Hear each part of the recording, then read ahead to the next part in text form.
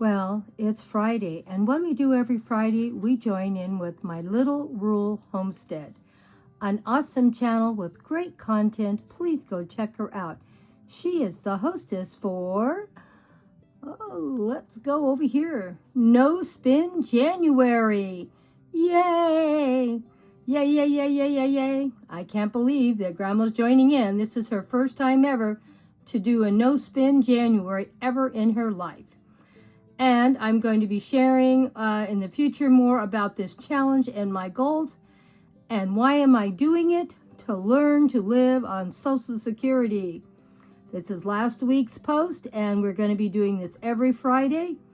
Anyone can join in, or at least come and check out what we're doing and why we're doing it. These things are important to learn to live on our budget. And if you have a small income like Grandma's going to have soon, you better learn how to live on it.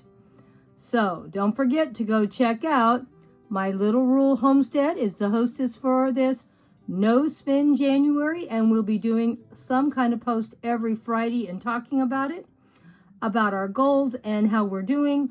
So far, 11 days into this month, I have done a great job staying on No Spin January. And I have paid all my bills for January to do with utilities, and I'm staying in budget on the grocery shopping. So I feel like I have done well. Well, now let's go check out what Grandma's going to talk about today. Well, we're doing pretty good considering this is the 11th day of a no spin January. It's not going to be easy because Grandma loves spending money. But I have found the trick to not spending any more than we really want to spend. You need to stay out of the stores. And I am only going to Costco to get our medicine. And I'm not walking around the store to even think if I need something. And I am also going to Stater Brothers buying my groceries. I think I was over at Walmart for something. And I can't remember if I bought anything or not. But I'm only getting exactly what I need or have to have. I am spending the money from my Social Security checks for savings, utilities, food, and there's going to be some other categories, but I'm waiting. I had to order some more money envelopes because I ran out. So I have a lot of different things that I'm doing. I'm hoping I don't run out of money. This is my only fear. But I'm still working, so anything that isn't a necessity, I'm using my paycheck money for that. Plus, I am starting to save a lot more money for different categories of things that I'm going to need when I stop working that I may not be able to afford to pay with my Social Security check. We'll see. I really don't know where my budget is going to end up because this is the first month I've tried to figure out how to live on it. So it's going to be a trial and error, and we'll probably be changing things up. I'm not going to lower my food amount of money because even though I'm spending under what I'm allotting myself, I have thought of a couple more things I want to put into that food budget. And this is going to be another little thing that's going to be a lot more money. And I'm going to have to figure out how to pay for it. We take a lot of vitamins that are supposed to be taken. I have to take vitamins for my eye problem. And my husband's got some vitamins that he has to take for other health issues he has. So the vitamins are not like, oh, we just want to take more vitamins. No, these are vitamins that we need to take to keep ourselves healthy, that the doctors have told us to take. So these are vitamins that have to be bought every month. So they're going to be a little on the pricey side. But this is a trial and error, and we're just going to see what we're going to do. And I wanted to share with you that we got our savings done. We put $100 in the emergency, and these savings an emergency fund will be taken out before I spend any other money for the month. So it will be done. And then we have utilities.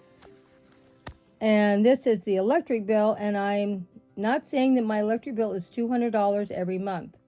But the utilities in California are very, very high, and I don't know what the rest of the country pays for utilities, but I know ours are very high. I have a tiny house. It's 1,000 square feet, and I do add a little extra to my utility bills, for I am always ahead of the game on the utilities, number one. Number two, in December, usually I don't pay any utilities as long as they're at least a whole month ahead, or in fact, I shouldn't say it. I've always taken the extra money from my utilities that I have paid ahead on every month for probably 40 years, and that's how I spend it for Christmas. So that is something that I always do. So I don't think I'm going to have a problem. I'll figure out how to keep that budget where everything is going to be fine. The gas bill, I put 100, and yes, I realize that my gas bill is not 100 every month. But I find it easier to pay the bills using the same amount every month also. So I have a budget where I don't have to worry things about jumping around. Because last year, just to give you an idea how bad it can be here in California, last year, December bill was $89, and it was cold in December. January was $209. I have never had a gas bill ever in the history of living in this house, ever, hardly over $100, ever, in over 50 years. So that was pretty scary. The next month was $304. And of course, they have a different math than I have. They said the gas bill went up 20%. I think I would say more went up over 200%, since my December bill was $89. What do you think? I don't know how they do their math, but it's not the way I do it. So it wasn't as bad as I'm making it sound, because that gas bill money was already put way ahead. So it just ate up most of my head savings that I had on my gas bill, because I physically give the gas company that $100. So my gas bills, my electric, all my utilities are always having a credit. And it may sound crazy to most of you, but we're old. My husband had brain surgery 3 years ago. I couldn't get to money. It was just a mess and a half. And I didn't have anything happen because all my finances were ahead. And that's why I do it. I did not plan for that brain surgery because I didn't know he was going to have it. I had 2 surgeries the year before that for myself. I was off work about 4 months between the 2 surgeries, and I was off about 4 months from my husband's brain surgery because he was so bad. We made it fine on just Social Security. So when I make a big production about Social Security, sure, it's going to be stressful. Sure, it's not going to be happy time. But I've done it, and we've made it. So I sometimes over-exaggerate how bad the problem is, because I don't want to deal with the problems. The water bill. Okay, my water bill keeps going up.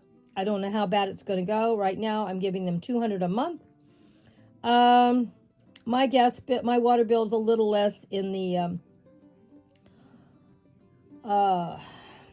winter, because it's not really that hot, and we do get some rain here, not a lot, because we live in Southern California, and in the summer, of course, it goes up. I don't know how bad it's going to go up. I don't know how bad it's going to be here in California, because we're hearing a lot of bad things again about the water. So I have no idea. So these are things that I was just going to have to adjust my budget around.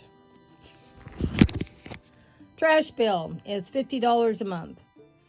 I pay a little ahead on this also. And if I get too far ahead, I will just still put the money aside, and I'll probably put the $50 on another utility. But I'll let you know if that happens. It might not. I don't like my utilities to be too far ahead, but I always want them to be ahead. And I have certain ones that are harder to get ahead because they're so big, like the water bill. Very high here in California. And who knows what the gas and electric is going to do. My cell phone bill, I think, is locked in at $30 a phone.